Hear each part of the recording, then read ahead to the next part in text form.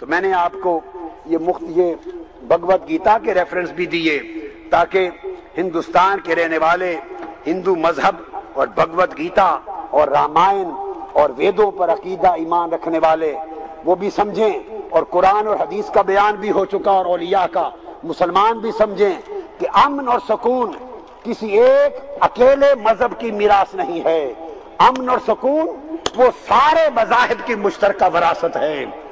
ہر مذہب میں امن ہے، سکون ہے، خواہ کوئی ہندو خواہ کوئی مسلم۔ جو قتل و غارت گری کرتا، ظلم کرتا، دوسرے کو مارتا ہے، وہ اپنے مذہب کے خلاف بغاوت کرتا ہے۔ آؤ سب لوگ کھڑے ہو کر امن کا اور آشتی کا علم بلند کرو، اپنے مولا کی غلامی میں، مصطفیٰ کی غلامی میں، اللہ کی رضا میں سمندروں کی طرح وسیع ہو جاؤ، سورج کی طرح شعاعیں دو، اندھیروں کو اجالے میں پلٹ دو، زمین کی طرح تواضع رکھ لو، تکبر ختم کرو، محبتوں کو عام کرو، نفرتوں کو عام ختم کرو، محبتوں کو عام کرو۔ جب محبت کو عام کریں گے تو رب کی محبت آپ کے من میں جگہ پا لے۔ ہم اس ملک کے باشندے ہیں، اس ملک میں رہتے ہیں جہاں پر ہر مذہب کے لوگ پائے جاتے ہیں۔ ہم ہندوستانی ہیں اور ہندوستان میں ہر مذہب کے لوگ پائے جاتے ہیں۔ اتنے بڑے ملک میں کبھی کبھی دنگے ہو بھی جاتے ہیں، مگر ہم کبھی اپنے ملک سے غداری نہیں کرتے، بلکہ وقت آنے پر شہید عبدالحمید دلوائی کی طرح دشمن کی توپوں کے سامنے کھڑے ہو جا کر کے اپنے ملک کی حفاظت کرتے ہیں۔ کیوں کہ وطن سے محبت ہمارے ایمان کا ایک حصہ ہے، اور یہی وہ دھرتی ہے، یہی وہ زمین ہے جو ہمیں مرنے کے بعد بھی کہتی ہے آجا میرے لال، آجا میرے سپوت، میری گود میں سو جا۔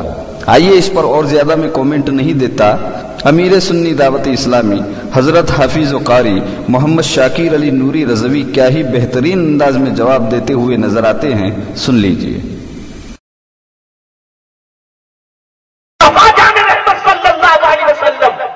زمین کو جنت کا ٹکڑا بنا سکتے ہیں اور درخت کو جنتی بنا سکتے ہیں، جانور کو جنتی بنا سکتے ہیں، پہاڑ کو جنتی بنا سکتے ہیں، تو آقا کریم اتنے عظیم ہیں کہ اپنے غلام کو بھی چاہیں تو پل بھر کے اندر جنت کا مستحق رکھتا ہے۔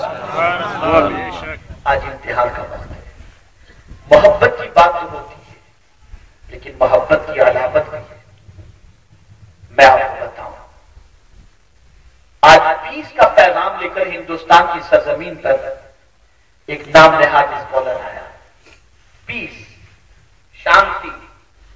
میں اس سے یہ سوال پوچھنا چاہتا ہوں کہ جس ملک میں تم رہتے تھے وہاں تو پوری غارت گری کا معاملہ ہے، تو وہاں پیس قائم کیے بغیر تم تو کینیڈا چلے گئے، جہاں پیس کی سب سے زیادہ ضرورت تھی، وہاں سے جان بچا کر بھاگ گئے تھے۔ ہندوستان میں تم پیس کی بات کرنے آئے ہو۔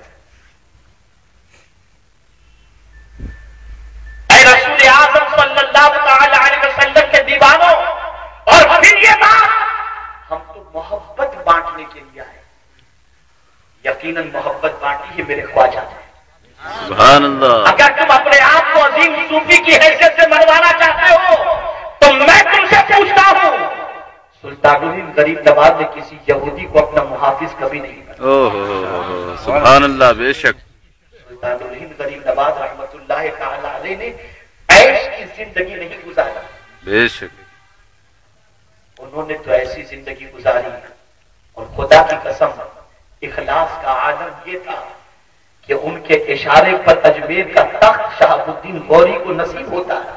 سبحان اللہ۔ ان کے حکم پر شہاب الدین غوری کو اجمیر مقدس کی فتح نصیب ہوتی ہے، اور فتح کے بعد شہاب الدین غوری نے جب اعلان کیا کہ اجمیر کی دھرتی پر کوئی بزرگ ہو تو میں ان سے ملنا چاہتا ہوں، لوگوں نے بتایا کہ حضرت معیز الدین ہے،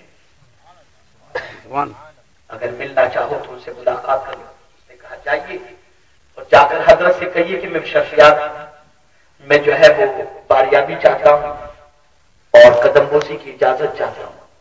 سلطان الہند کے پاس جب یہ اطلاع دی گئی تو ارشاد فرمایا، شہاب الدین سے کہہ دو وہ آئے ضرور لیکن اکیلا آئے، اکیلا۔ शहाब उद्दीन गौरी ने अकेला सफर शुरू किया, दौलत कदे पर पहुंचा, देखकर हैरान रह गया। ये वही तो हैं जिन्होंने आलम में ख्वाब में मुझे अजमेर पर हमला करने का हुक्म दिया था। ये वही तो हैं जिन्होंने कामयाबी की बशारत दी थी। कदमों में गिर गया और कहा हुजूर मेरा कुछ भी नहीं है, फतह तो आपकी है, कामयाबी तो आपकी है।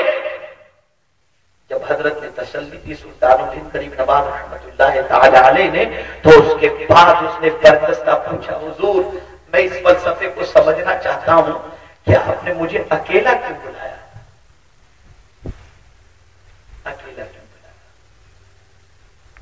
करीम नवाब ने इरशाद फरमाया, इसलिए अकेला बुलाया हूं ताकि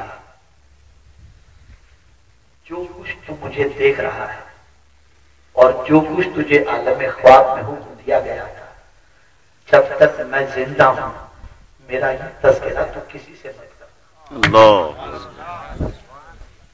तज़किरा किसी से मत करना। मोहब्बत बांटने निकले हो कि अपना ढंढोरा पीटने के लिए निकले हो?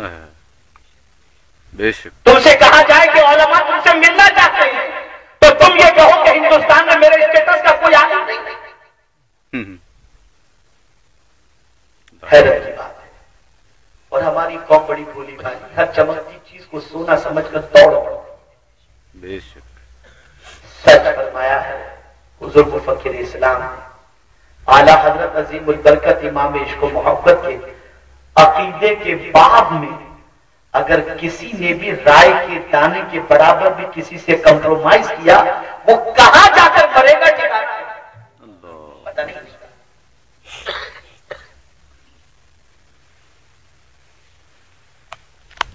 चंद किताबें लिख लेने से, चंद तकरीरें कर देने से आदमी मुजद्दिद नहीं बन जाता। बेशक बेशक। और जाहिलों के कहने से तो हो ही नहीं सकता। नारे कौन लगा? बेशक बेशक। स्टेज पे भी एक आलिम नजर नहीं आता। सब सरमाएदार, जायज नाजायज पता नहीं कैसे कारोबार करके जो दुनिया के, हिंदुस्तान के जो क्रीम टाइप के जो सरमाएदार कहलाते, वही न कोई आलिम, न कोई सैयद, न कोई मुहद्दिस, न कोई फकीह। तुम्हारी नशिस्तों से पता चलता है तुम्हारा ताल्लुक किन से है। बेशक बेशक।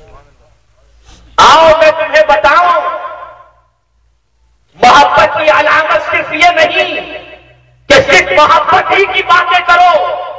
पहली मोहब्बत की अलामत है अल्लाह और उसके रसूल के दुश्मन में नफरत। बेशक। सुभान अल्लाह सुभान अल्लाह। समझ में नहीं आता तो कलमा पढ़ के तो समझो। सुभान अल्लाह।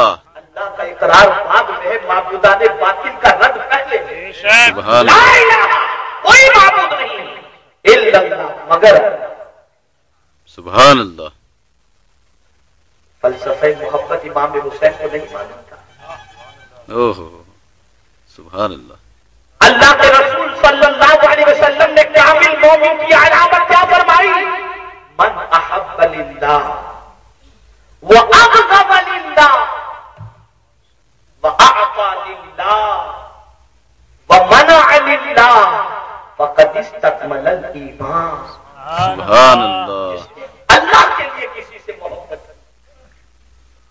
और अल्लाह के लिए किसी से दुश्मनी की, अल्लाह के लिए किसी को दिया और अल्लाह के लिए मना किया, बस उसका ईमान मुकम्मल। सुभान